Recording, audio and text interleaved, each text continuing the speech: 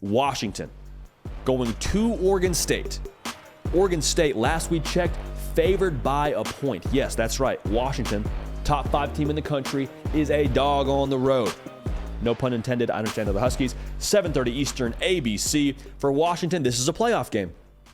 You cannot lose a game and feel good about your playoff chances. Now, I want to rephrase that. This is a playoff game in the sense that if you were to lose this one, you would no longer, in my mind, control your playoff destiny to the same degree you do now. At that point, you're wondering what's going to happen in other conferences. Maybe you still do make the playoff as a one-loss conference champion. We talk about Oregon doing that, so maybe you do control your own destiny, but I think you at least feel a little bit more uneasy about controlling your own destiny. That's where we'll settle on that topic. For Oregon State, very quietly, still in the Pac-12 title hunt. If they were to beat a team like Washington, it would feel like a we've arrived kind of win, because they beat Utah early in the year, and that kind of put the rest of the college football landscape on notice. They're right outside the top 10 based on the latest college football playoff rankings. But what Jonathan Smith has built there, it's been slowly but surely adding to the foundation. Lay a brick, lay another brick, lay another brick, lay another brick. And over time now, people are starting to look over in Corvallis and say, what's going on over there? Oh, they're building something in Corvallis. Nice. You want to hold their attention, you beat a top 5 team in Washington at your place. Can they do it? We'll predict it right now. Big part of this game now is the tempo at which the game is played at. We talk about this a lot for different matchups, but it's absolutely true in this case. If it's played in the 20s, the score that is, favors Oregon State. If it's played in the 30s, favors Washington. Now, the way that you dictate that is what happens on the line of scrimmage.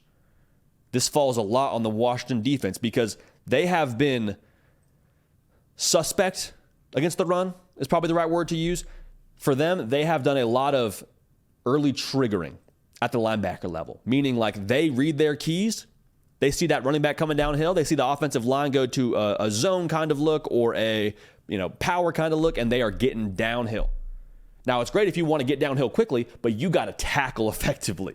Because if you swing and miss, there's not a whole lot of people behind you because we're all being aggressive getting to the football. I love being aggressive. I think you need to do that in this game, but it has to be a lot of connecting if you're Washington when you go to tackle. Now, for Oregon State, they have really made a point, I think, to be Utah Junior.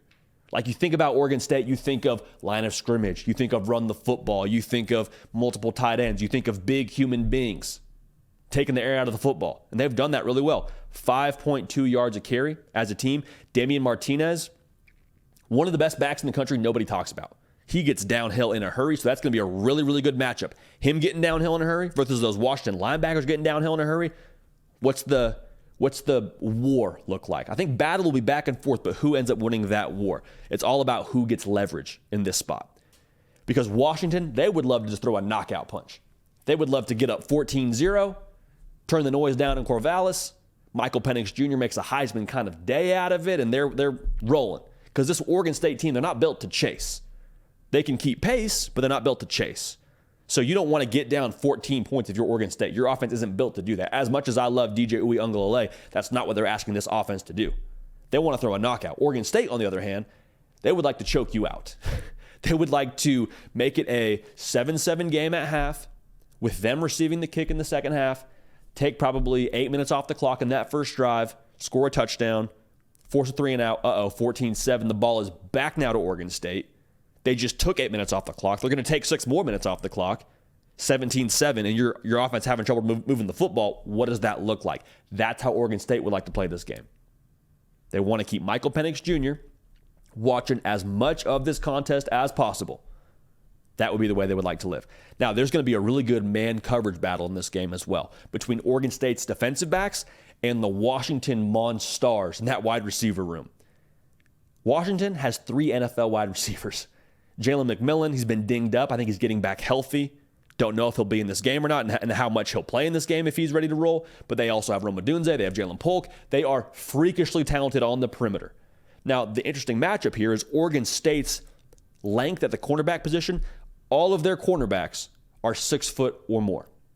I like that matchup because of how much they're going to ask them to play on an island, because of how Washington operates offensively. They will spread their wide receivers all the way out to the sideline.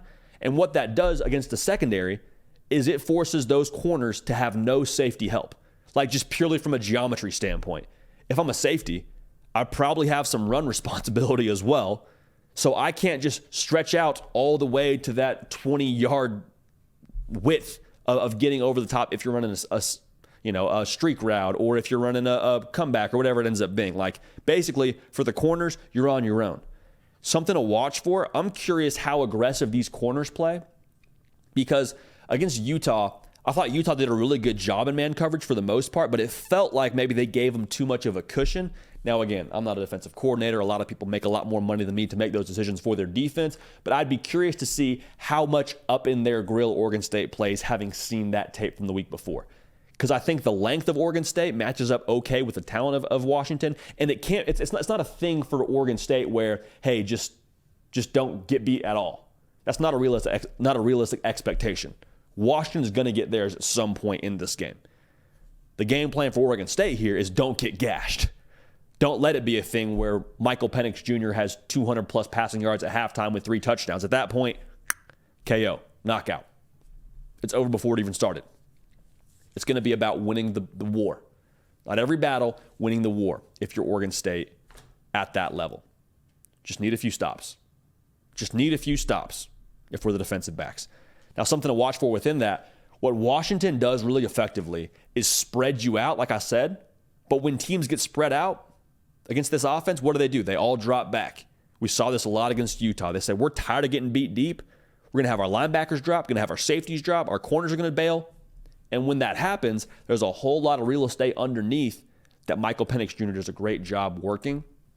So for these linebackers of Oregon State, they're going to have a really big responsibility of, one, being able to cover in man coverage against those tight ends and running backs of Washington, and then also to rally up and fill quickly whenever they do check it down. You can check it down and have it be 4 yards. You can't check it down and have it be 14 yards, is the world you got to live in if you're Oregon State. Rally up, make the tackle, live to play 2nd and 6. You don't want it being where you miss the tackle and then he's up the sideline and they're 1st and goal and we got problems if we're Oregon State. Just don't get knocked out is the best thesis for this defensive plan for Oregon State. Do not get knocked out. Stay in the fight. Find a way to get leverage. Now, for Oregon State, it's going to come down to oomph plays. You know what I'm talking about with oomph plays. It's got to be a couple of explosives here, because Oregon State, if they're just going to run the football downhill, I think that's probably the way you'd like to live. And if that works to a victory, like, great, let's live that way. But for Oregon State, I think it's going to be a little bit more of, we got to have something to offset the run defense of Washington. And the guy that I'm looking at to do it is their Swiss Army knife, all of about, I think, 5'9", Silas Bolden. Lightning in a bottle. They'll find ways to get him the football, whether it's on reverses, whether it's in the intermediate pass game. Like, they utilize him because he's so explosive. What is his impact in this game? Is he money for them on 3rd and 7? Because there's going to be a couple of those plays. Can DJ Uiagalelei find his guy? Can they dial it up for him? Can you win one-on-one? Because Washington plays a fair amount of man coverage too. Can you win your matchup and keep those drives extended? I don't need the 80-yard bomb. If we got it, great. Let's roll with that. But I need us to at least keep this Washington defense honest and give us something on 3rd and passing downs. Need something to be that spark for us. Because if not, like I just said, Washington will stack the box. And if you run the ball well early, maybe you can wear on them. But I think over time, like Washington, I think what we saw against Utah was impressive with their ability to withstand some physicality. I think it's going to force them to be able to have some multiple attacks offensively for Oregon State. So here's what we think, man. I think we've seen Washington play teams like this and survive. We saw them play a physical Utah outfit, found a way to get it done. Saw them play against Arizona, found a way to get it done. Saw them play in a rock fight against Arizona State, found a way to get it done. But in this game, I think Oregon State controls the tempo. I think DJ Uiagalelei has his moment in the sun, man. How tough it's been for him since he left Clemson, kind of reinvented himself at Oregon State. They're playing really well. In this spot now, I have called Wolf many times. I have predicted Washington to lose several times, and I have been wrong several times. But in this spot, I think Corvallis gets rocking. I think Oregon State, again, controls the line of scrimmage in this game. They take the air out of the football. They make it a low-scoring affair. I think Oregon State wins this football game 29-27. You break down the railing, you storm the field in Corvallis, and I think they knock off Washington. We're calling our shot. If it happens, it happens. Great. If not, I'm sure we'll end up on a lot of hype videos and get made fun of. But we think Oregon State ends up winning this football game. And I think they storm the field. Be a lot of fun. The Hard Count is also brought to you by GameTime. And the good folks at GameTime, man, they also understand what it means to be a fan of a sporting team, or of a college football team, rather, is the better phrase to use right here, because we all have been there, right?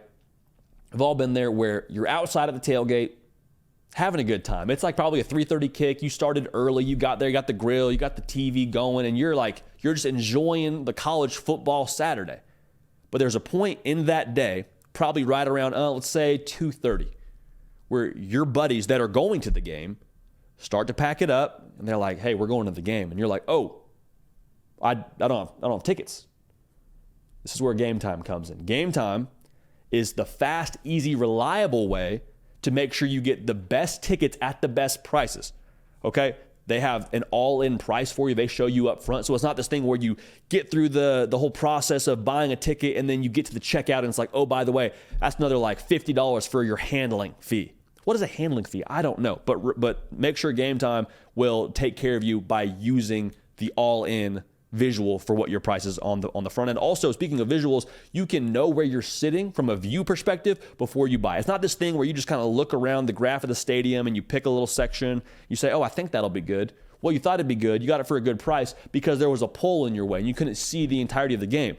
Know your view before you buy with GameTime. GameTime guarantee. If you find a seat in the same row or section for less, GameTime credits you 110% of the difference. So, download the GameTime app, create an account, and use code HARDCOUNT for $20 off your first purchase.